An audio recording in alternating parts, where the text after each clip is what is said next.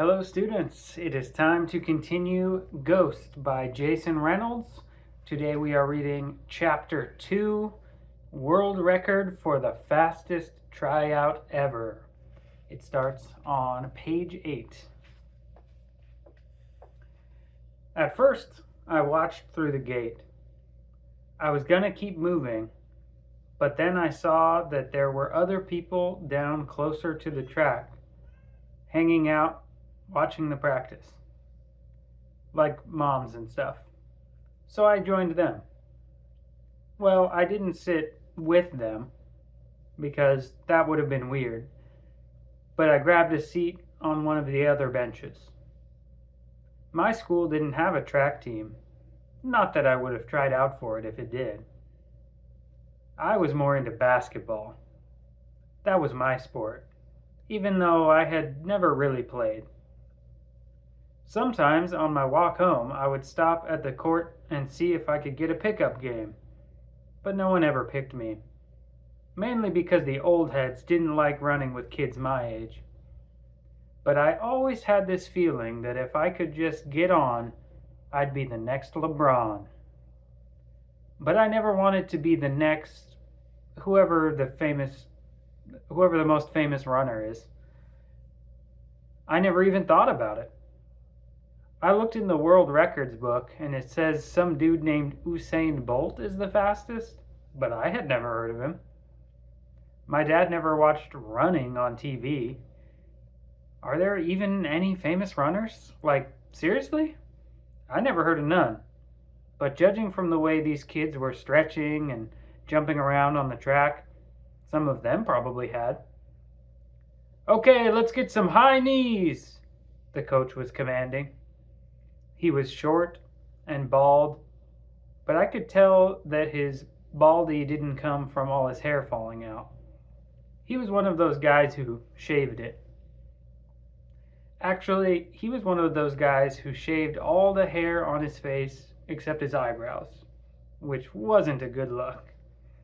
He looked like a turtle with a chipped tooth, wearing a hoop earring and a black whistle around his neck.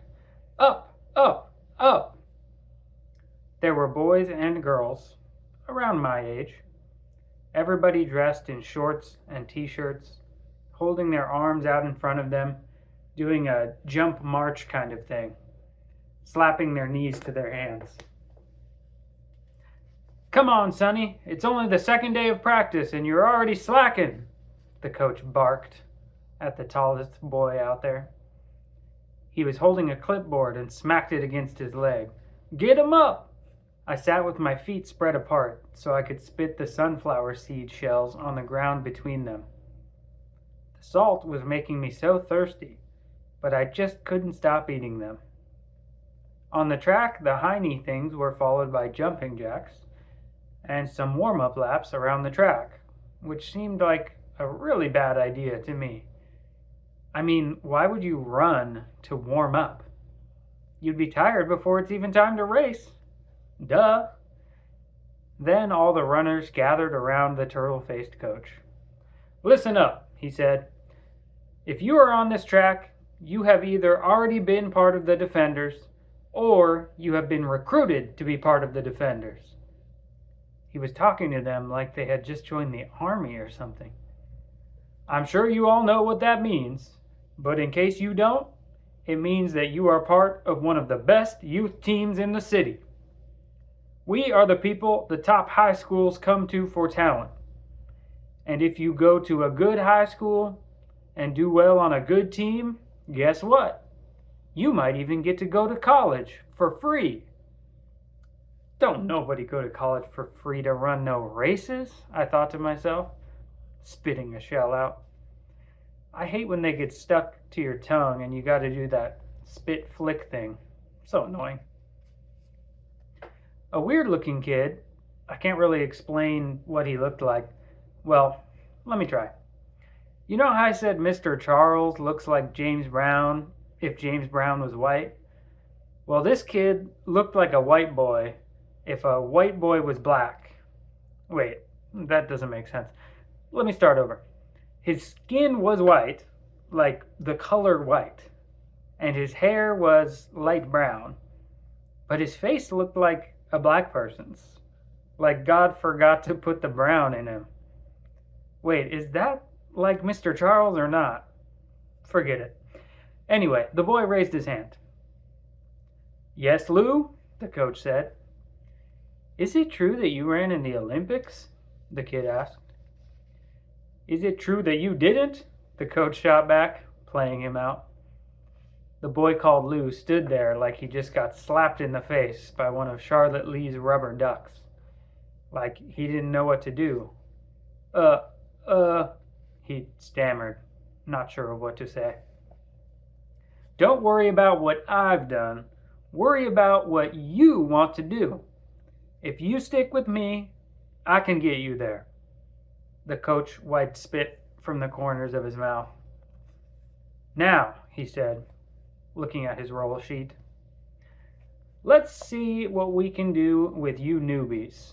Lou, Patina, Sonny, on the line. The three newbies hustled down to the other end of the track. Lou, you're up first. 100-meter on the whistle. The coach directed. The weird-looking dude, Lou, was decked out in the flyest gear, fresh Nike running shoes, and a full-body skin-tight suit, like a superhero. He wore a headband and a gold chain around his neck, and a diamond glinted in each ear. All the other runners stood off to the side as the coach put the whistle in his mouth. He held a stopwatch in his other hand. Ready? He said through his teeth. Then came the short squeak, ba-deep, and Lou took off. It was quick. I mean, this kid was really fast. And when he got to the end of the straightaway, a woman who was sitting on a bench on the other side of the track jumped up and squealed and clapped like this dude was some kind of celebrity or something. I was impressed. Not enough to clap. Really, I was just happy something unboring was finally happening. But definitely impressed enough to stop sorting seeds in my mouth until he was done. Nice job, the coach said as Lou trotted back over to the side like a pro. Like this was no big deal, and he knew it. He glanced over at me. I spit shells on the ground. The coach also called out a time and scribbled it down, but I didn't catch it. Next up was the big, goofy-looking kid the coach called Sonny. He was the one getting yelled at when I first got there about not kicking his legs up high enough in the warm-up. To be honest, he didn't look like he could even walk in a straight line, so I figured this was going to be pretty funny. Sonny got in position, closed his eyes, and took slow, deep breaths. Then the coach blew the whistle, and off he went. I could tell he was pushing as hard as he could, but he just wasn't going nowhere. It was like he was running into the wind, even though it wasn't a windy day. Like his shoes weighed a ton, or his bones were heavy or something. Nobody cheered for him, and a few of the other kids even laughed. We'll see who's laughing when we get to the mile, the coach barked at the sniggering runners. They all cut it out quick.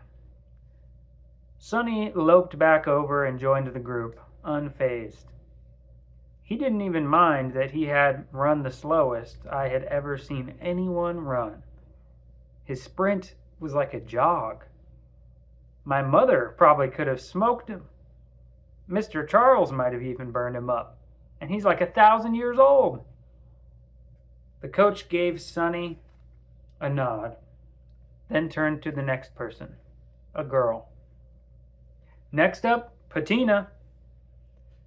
The Patina girl was tall and sprang up and down on her toes, rolling her neck and shoulders, I guess, to loosen up.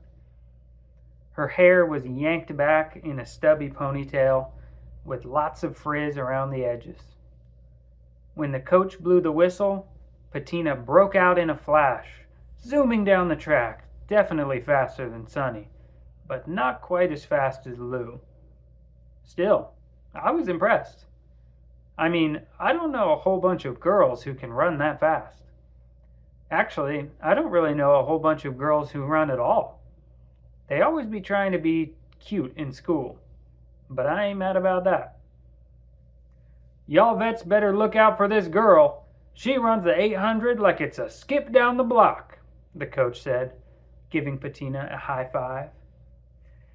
If anybody complimented me like that, I'd be trying hard not to smile, but would probably slip a little one in.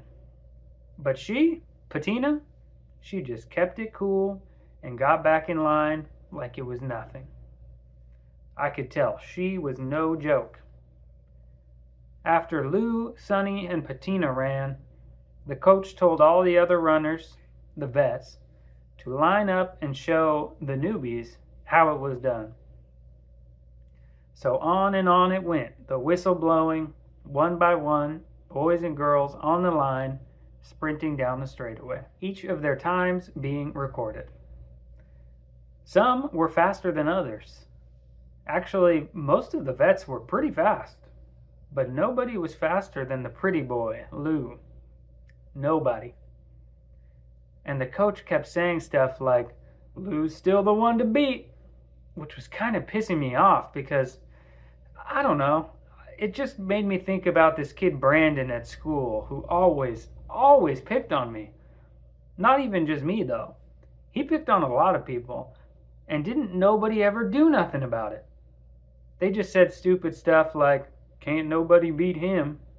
Same kind of rah-rah this bowling ball head coach was kicking about this kid, Lou. It's just, I mean, he was fast, but honestly, he wasn't that fast. When everyone had taken a turn, the coach started over and gave everybody a chance to give it another go to see if they could beat their first time. So Lou was up for another go.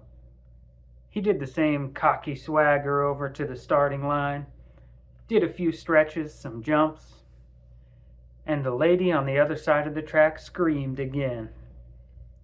The boy was just getting loose, and she was going off like he was doing something. The people around her looked at her like she was crazy, obviously annoyed. All of his teammates looked on. Some of them seemed to be bubbling with anticipation to see the mighty Lou run again. Others looked over it. That's probably how I looked.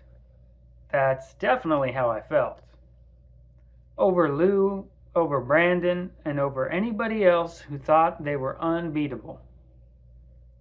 Not to mention, I was all out of sunflower seeds, so I had nothing to hold me back from getting up and showing him that he really wasn't all that, and that I ain't never had a running lesson in my whole life, and I could keep up with him, if not beat him.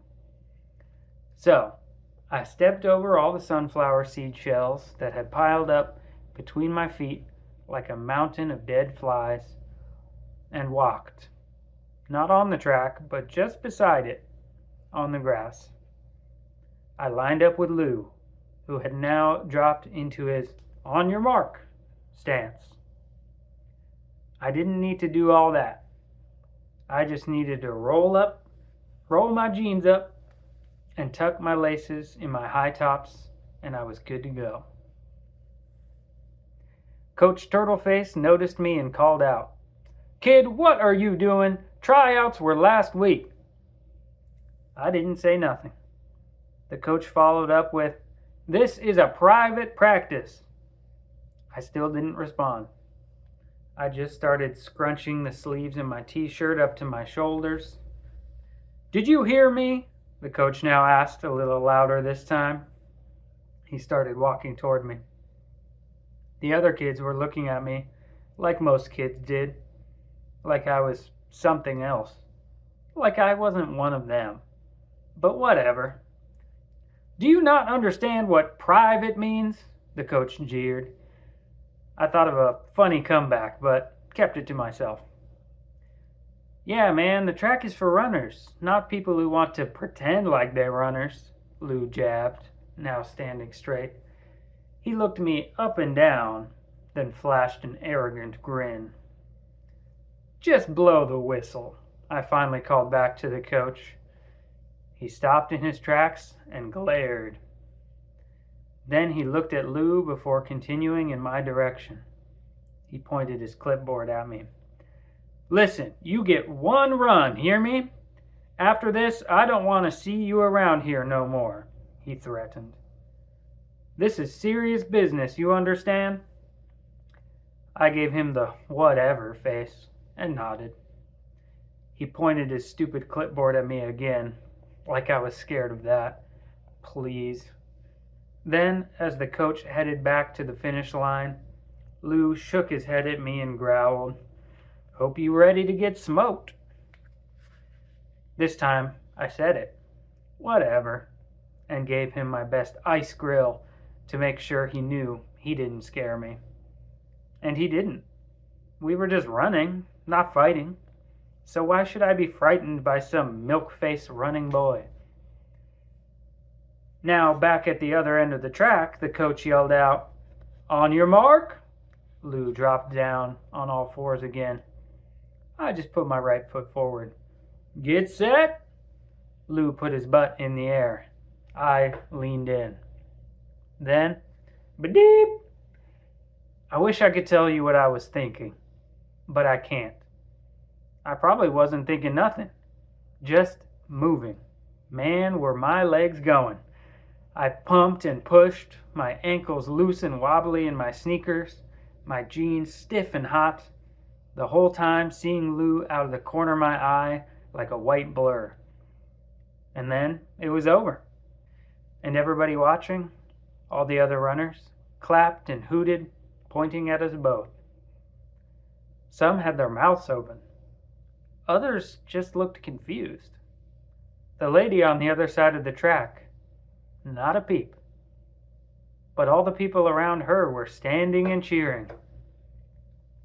Lou walked in circles with his hands on his head, trying to catch his breath, panting, wheezing out, "Who won? Who won, coach?" "I don't know, son. It was pretty close." The coach said it like the words were sour in his mouth. I walked back over to my bench, grabbed my backpack, and to keep my part of the deal, headed out. I'd made my point, and it wasn't like I wanted to be part of their little club. I just needed everybody to know that the fancy white-black boy wasn't all that. "Kid!" I could hear the coach's footsteps coming behind me. I was still trying to get my heart to stop tripping and my lungs to start working again. "Kid, wait! Wait!" he said, running up beside me. He was wearing those sweatpants, the swishy kind that make every step sound like paper crumbling. "Who you run for?" he asked. What? Who did I run for? What kind of question was that? "I run for me. Who else?" I replied. I stopped walking. "No, I mean, what team?" "No team." "I see." He glanced over at the track. "So then, who trained you? Somebody had to train you to be so fast." "Nobody. I just know how to run." "You just know how to run," he repeated under his breath, followed up by, Yes, you do." Also breath talk. "Look, I don't know you. What's your name?" "Castle Cranshaw," I said, then quickly clarified, "But everybody calls me Ghost." By everybody, I meant nobody except me. That was my self-given nickname. Well, halfway self-given. The night me and Ma busted into Mr. Charles's store, Mr. Charles looked at us like he was looking at two ghosts. Like he didn't recognize us. Probably because of how scared we both must have looked. So I just started calling myself that. Plus, it wasn't the only time someone had looked at me that way. As a matter of fact, this man, the coach, was looking at me the exact same way as Mr. Charles did that night. Stunned. And I couldn't tell if it was because my real name was Castle or because of my nickname? Okay, Ghost. I'm Coach Brody. We did a proper handshake. Listen, like I said, I don't know you, obviously, but I know you got something special. At least, I think you do. So, you want to join the Defenders and run with us? I didn't even think about it. Nope. Just like that. Nope. Judging by the look on the coach's face, I could tell nobody said no to running on his team. Ever. What do you mean, no? Why not? All the other runners on the track were cracking jokes and playing around. Everybody but Lou. He was back on the line, down on his knees, like he was getting ready to take off again. Because my sport is basketball. You play ball? He asked, like he didn't believe it. Like I didn't look like I could hoop. Yep. For who? Why you keep asking me who I do things for? I snapped, mainly because I didn't play ball for nobody. Not yet, at least. But it was still in my plans. Plus, who is he to be all in my business anyway? I didn't even know him, and he didn't know me. Look, even if I wanted to join your team, I continued, I would have to ask my mother first. And she's probably going to say no, so let me ask her, he cut in. Why you care? It's just running, I said. Is that what you think? Coach narrowed his eyes. That this is just running? Yeah. I mean, what else is there? Ready, set, go, run, the end, I said like a robot. Coach let out a hearty laugh, the kind that sounds fake. Nobody really laughs that hard, that loud, without bending over like it hurts. We'll get to that, Coach said, cutting his laugh off instantly. Like I said, fake. For now, let's focus on the task at hand. If your mom says it's cool, will you join? Man, I told you, I play ball. Coach sized me up, biting down on his bottom lip. Okay, I'll tell you what. Basketball's your sport? Cool. But if you want to be a better ball player, join this team and you'll be faster and stronger than anyone on any court. Matter of fact, your legs will be so strong, you'll be dunking on people by next year. You think I'm stupid? I looked at him sideways. Ain't no way I could be dunking in a year. I never heard of no 8th graders that can dunk. Depends on what you say next. You are if you don't let me ask your mom about joining. Coach was looking at me like he was dead serious. Like he really thought running could help my hops and get me dunking by next year. Which, if that did happen, I would go right down to the court with Sicko and them and demand to play. I kept checking his face for a sign he was lying. A sign that would have been easy to see because he didn't have any hair to disguise it. But there was no sign.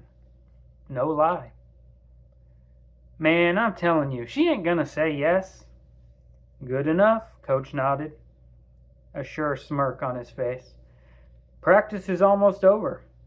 Might as well stay, and then I'll drop you off at home.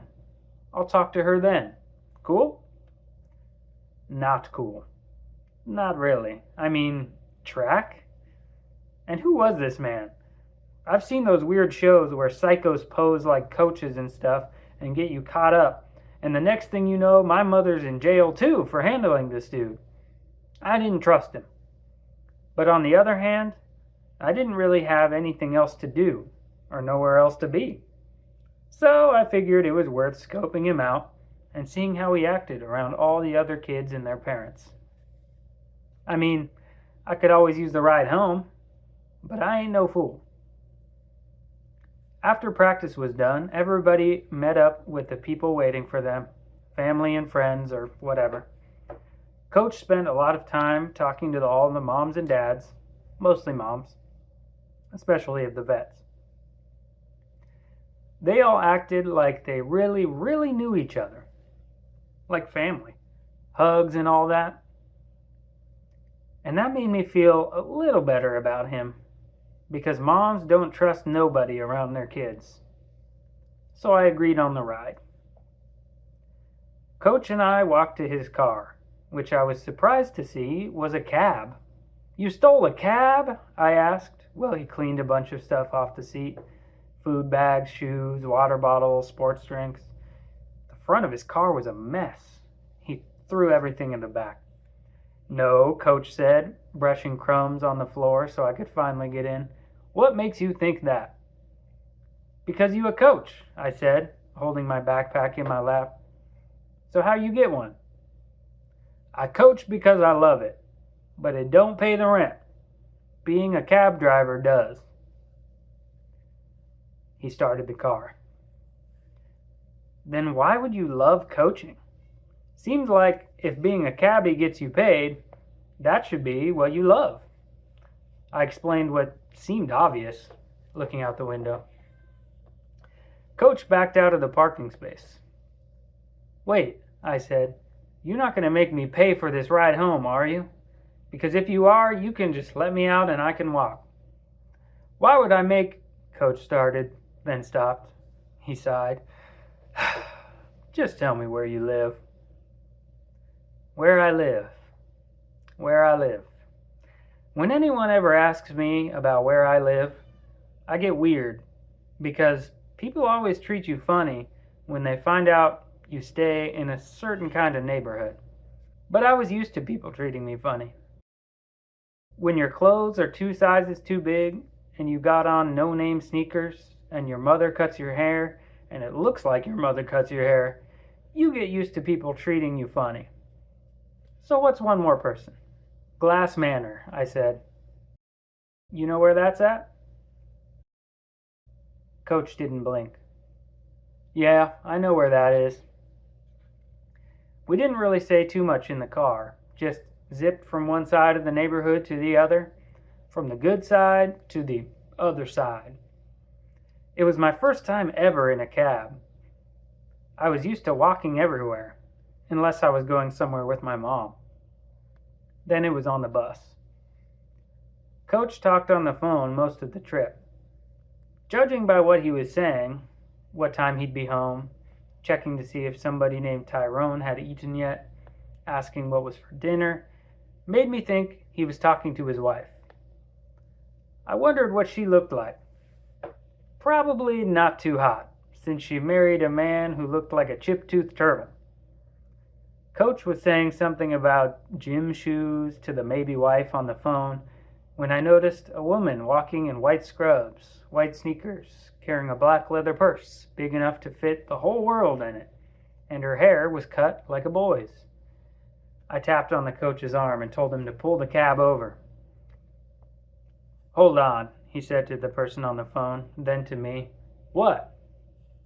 "Pull over," I repeated. "That's my mother." Coach pulled to the side of the street and rolled down the window. "Ma!" I called out, waving to her. She looked, then looked again, trying to make sure I was who she thought I was. "Cass?" she said, approaching the cab. "What are you doing in a cab? Matter of fact, what are you doing in the front seat of a cab? No, answer the first question. What are you doing in a cab?" "Hop in," I said. "No, you hop out," she replied. "Ma." "Ma'am," Coach leaned over so she could see him. "It's fine. Hop in. I'm just giving him a ride home." Then he added, "On the house." Coach swiped everything on the back seat to one side as I reached back and opened the door. My mother stood outside the car for what seemed like minutes before deciding to climb in.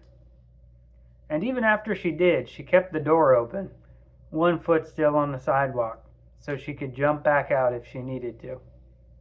Her bag, which I knew was full of styrofoam containers of chicken and gravy, or whatever gross but free meal we were going to be having for dinner, crunched on the seat beside her as she finally pulled her leg in and closed the door. "How was work?" I asked, as Coach pulled back into the street. Cass, don't you how's work me? Why are you in a cab? And excuse me, sir, no offense, but who are you? She asked. Told you, moms don't trust nobody around their kids. Coach adjusted the rearview mirror so he could see my mother in the back. I'm Coach Brody, but everybody calls me Coach. I run the Defenders City Track Team. Uh-huh. And your son came and sat in on my practice today. Coach threw a quick glance at me. Did you know he could run? Did I know he could run? She was sitting directly behind me, but I could still feel the heat of her eyes burning through the headrest, scorching the back of my neck. Yeah, he can run, like really run. My mother just sort of grunted. I knew better than to say anything, or to even turn around and look back at her. I just said to Coach, make this left, when we got close to my street. Coach made the left and continued. And I think he's got potential. With the proper coaching, he could be a serious problem. I felt like I had seen this in every single sports movie I had ever watched. All of them. Ma'am, your son has potential. If this went like the movies, I was either going to score the game-winning touchdown, which is impossible in track, or die. Sir, I appreciate that, but let me tell you something. Cass already is a serious problem, my mom explained, and right now he needs to focus on school, not sports. Right here, I murmured to let Coach know where to stop and let us out. I figured there was no reason to drag the conversation out. It went exactly like I thought it would. So I wasn't really even mad about it.